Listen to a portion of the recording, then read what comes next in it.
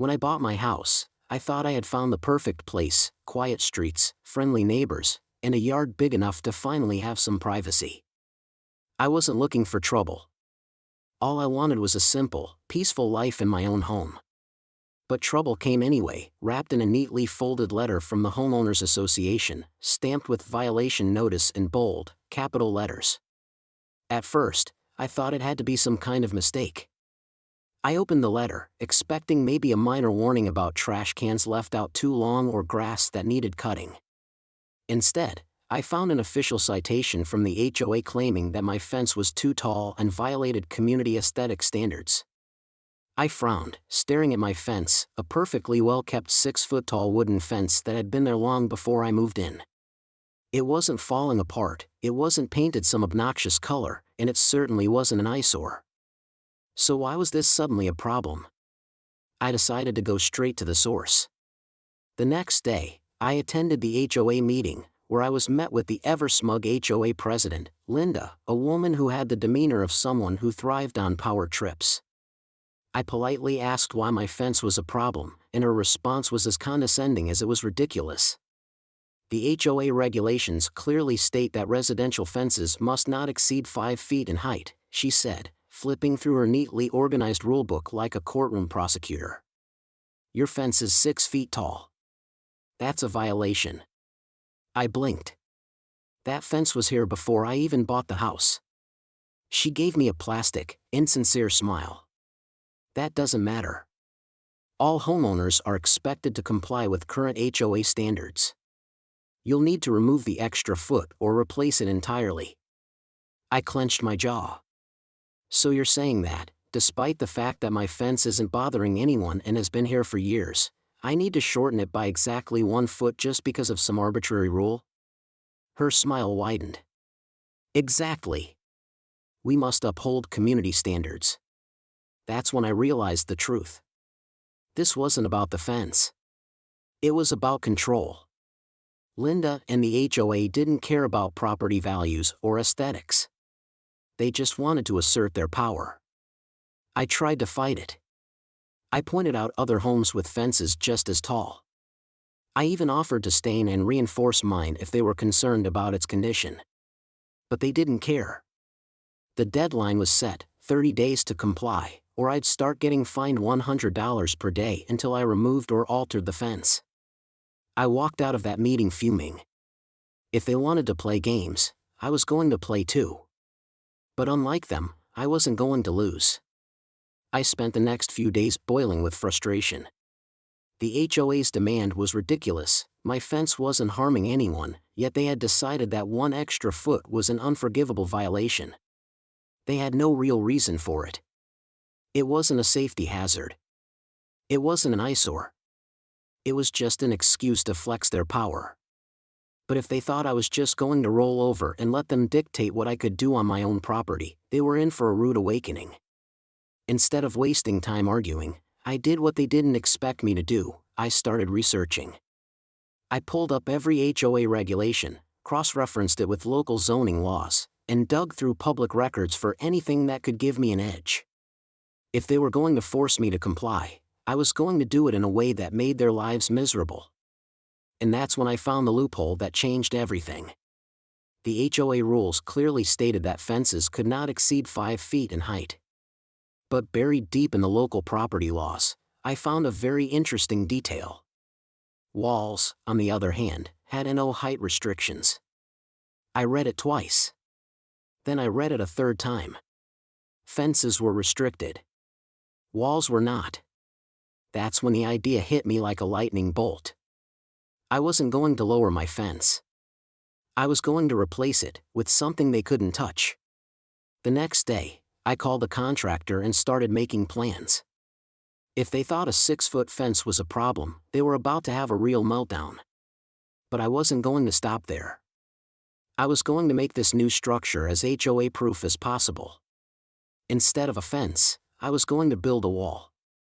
Not just a little one, but a fully legal, HOA-compliant, stone wall. It was going to be bigger. Since the HOA's rules didn't limit walls, I planned for a towering, 8-foot stone wall that would block my yard from view entirely. I was going to make it permanent.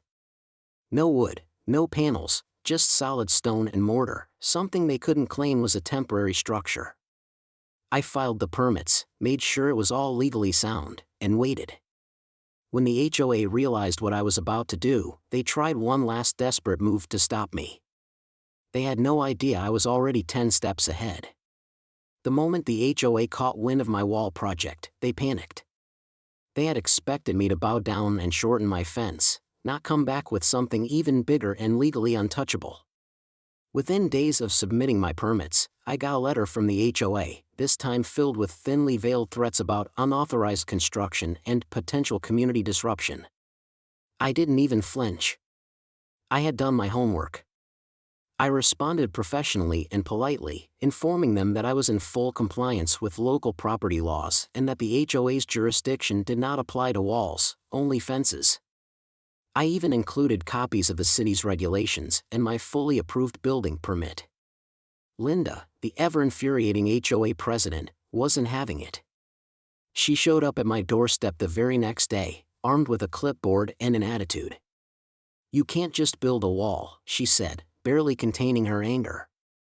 I smiled. "Actually, I can. And I am." She huffed, flipping through her clipboard. "This is a violation of community aesthetics." I raised an eyebrow. "Oh? Show me where it says walls are regulated in your guidelines." She froze. Her fingers tightened around the clipboard, and for the first time, I saw it, the moment she realized she had nothing. "Walls disrupt the harmony of the neighborhood," she tried again, weaker this time. I shook my head. "Personal preference isn't a regulation, Linda." She was fuming, but she had no legal grounds to stop me. So she tried a different dirty tactic. A few days later, I got a notice from the HOA claiming that my construction was creating an obstruction and that the board would be holding a meeting to discuss safety concerns regarding my property. I laughed. They were so desperate, they were making things up. But I was ready. I showed up to that meeting fully prepared, bringing along my legally approved city permits, a statement from my contractor confirming the wall was built to code, photographs of other homes in the neighborhood with similar structures, just to expose their blatant selective enforcement. I stood before the entire HOA board, calm and collected, while Linda tried every excuse in the book to stop my project. "Your wall is too disruptive to the neighborhood," she snapped. I smiled. "It's actually improving property values. The high-quality stone design is far more upscale than a wooden fence." She gritted her teeth. "It blocks visibility." "Exactly," I said. "Which is why I built it. Now I don't have to see my neighbors spying on my backyard." She lost it. "You're ruining the look of this community," she shrieked, slamming her hands on the table. I leaned forward, still smiling. "You know what's ruining the look of this community, Linda? Your obsession with controlling homeowners." The board went silent. Linda's face turned red. The other HOA members shifted uncomfortably. They knew I was right. They also knew that if they pushed any further, they'd be digging their own graves. And so, after nearly an hour of Linda desperately trying to find a way to stop me, the HOA was forced to admit defeat. "The board has decided that your structure is technically compliant," one of the other members muttered, avoiding eye contact. Translation: they had no power over me. Linda looked ready to explode, but there was nothing she could do. I walked out of that meeting victorious, knowing that the next time they saw my property, they would be staring at an even taller, HOA-proof wall they couldn't touch. But I wasn't done yet. I had one final move to make, and it would be the finishing blow. With the HOA officially powerless to stop me, I wasted no time.